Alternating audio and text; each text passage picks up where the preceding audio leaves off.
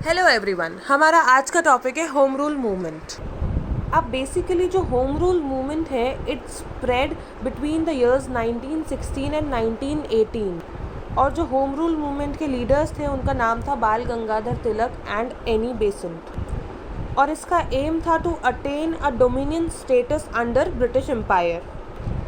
अब जैसा कि हम सब जानते हैं Bal Gangadhar Tilak was an extremist leader और जब वो वापस से इंडिया आए उनकी एग्ज़ाइल से तो उन्होंने देखा दैट देयर वाज अ लल इन इंडियन नेशनल मूवमेंट। जो इंडियन नेशनल मूवमेंट है वो थोड़ा वीक पड़ चुका है, तो इसी वजह से वो एनी बेसेंट से मिले because there was a need for the revival of the Indian national movement in the country. So Annie Besant से मिलने के बाद में उन्होंने एनी बेसेंट से सिफारिश की कि कांग्रेस पार्टी में उनको वापस ले लिया जाए, तो इसके लिए वो एफर्ट्स करे। तो Annie Besant tried to convince the Congress party leaders to let him reenter in the party, but जो कांग्रेस पार्टी के लीडर्स थे वो कन्विंस नहीं हुए।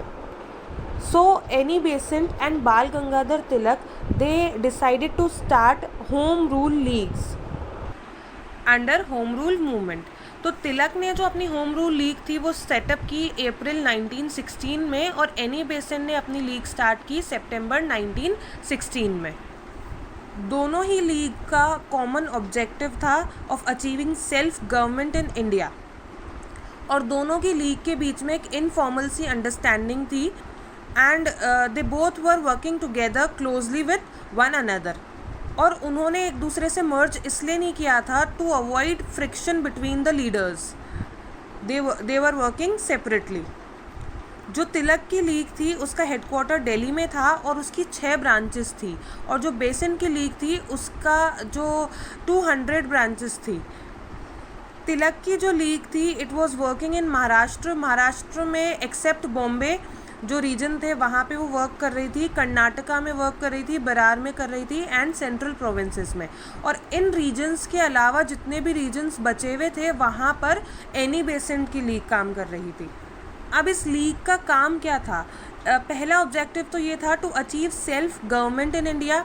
दूसरा ये था कि ये लोगों के बीच में by speaking the government suppression और जो भी गवर्नमेंट की पॉलिसीज़ होती थी उसका डिस्कशन करके उसके खिलाफ एजिटेशन करके ये लोगों के बीच में एक अवेयरनेस लाती थी और कॉन्फिडेंस बिल्डअप करती थी to stand up against the government.